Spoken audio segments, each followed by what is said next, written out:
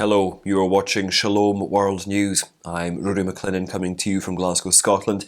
Here are the latest headlines from around the world.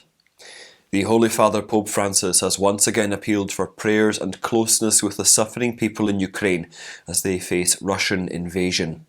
During his Sunday Angelus, the Pontiff appealed for the opening of humanitarian corridors to help those who are fleeing the conflict zone.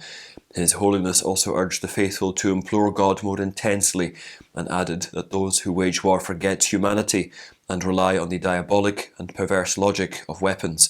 As the fighting between Ukrainian and Russian troops intensifies, Catholic bishops' conferences around the world have urged their respective communities to pray and fast for a peaceful end to the crisis. In the Italian city of Assisi, the birthplace of St. Francis of Assisi, there was a prayer vigil for Ukraine in the Basilica of Our Lady of the Angels on February the 26th. The following day, all holy masses offered in the Basilica of St. Francis carried the intention of peace. In the backdrop of the conflict in Ukraine, the Holy Father had a telephone conversation on Saturday with President Volodymyr Zelensky of the Eastern European nation. In a Twitter message, the Ukrainian embassy at the Vatican announced that Pope Francis expressed his profound pain over the tragic events unfolding in Ukraine, especially with street fighting erupting in the capital, Kiev. President Zelensky took to Twitter to thank the Holy Father for praying for peace in Ukraine and a ceasefire.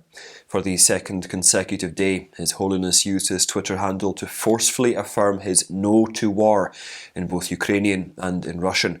On Friday, the Pope had called Major Archbishop Sviatoslav Shevchuk, the head of the Ukrainian Greek Catholic Church, asking for news on the situation. Amid the blasts, gunfire and government-mandated curfew in Ukraine, priests belonging to the Ukrainian Greek Catholic Church went to bunkers, cellars and bomb shelters where believers are hiding on Sunday to celebrate the Divine Liturgy. In a video message on February the 27th, Major Archbishop Sviatoslav Shevchuk, the head of the Ukrainian Greek Catholic Church, said that after darkness comes light, and after death there is resurrection, which all celebrate radiantly. He promised his flock that the priests would come to the people, saying that, quote, "Our priests will descend to the underground, they will descend to the bomb shelters, and there they will celebrate the Divine Liturgy." He also exhorted believers to go to confession and to receive the Eucharist. Amidst the fighting in Ukraine, prominent Christian aid organisations have pledged to support displaced people and the wounded. Branches of Caritas Internationalis around the world are raising funds for the war-ravaged Eastern European nation. Caritas Ukraine and Caritas Spes are helping internally displaced people by providing potable water, personal hygiene kits, food and places to wash and to sleep.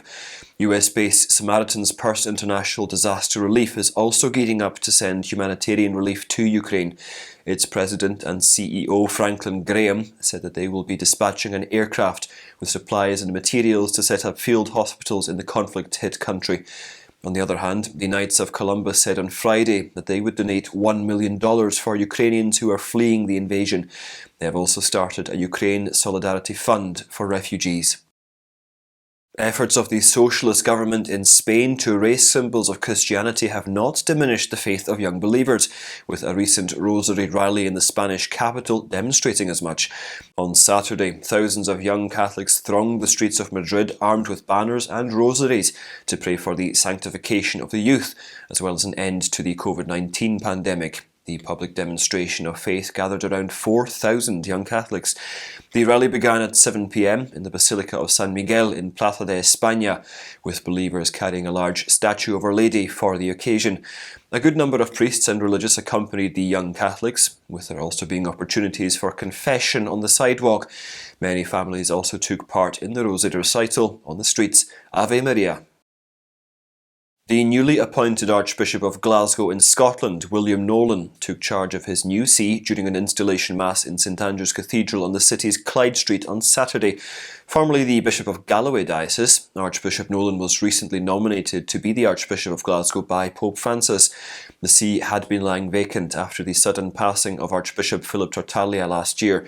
Archbishop Tartaglia was 70 when he passed away and had served as Archbishop since 2012 and was one of the senior-most prelates in the Church in Scotland. The installation took place during Holy Mass attended by the Papal Nuncio to Great Britain, Archbishop Claudio Gugerotti, Archbishop of Westminster Cardinal Vincent Nichols, prelates of Scotland, more than 100 priests and representatives of 100 parishes in the Glasgow Archdiocese. Ad multos annos to the new Archbishop. The first 20 months of the COVID-19 pandemic have taken away at least one parent from an estimated 5.2 million children. So claims a study published in the British medical journal The Lancet. The February the 24th study found that the number of orphaned children doubled during the Delta variant surge between May to the end of October in 2021. In the study, orphanhood is defined as the death of one or both parents, one or both custodial grandparents, or a primary caregiver. During the study, roughly 5 million children were orphaned, parallel to the same number of COVID-19 deaths. It concludes that globally, for every one reported COVID-19 death, at least one child experienced orphanhood or caregiver death. The study was conducted in 21 countries that account for 76% of COVID-19 related deaths worldwide. And those are your latest headlines. Do join us again tomorrow. In the meantime, you can visit swnews.org for more updates. Shalom.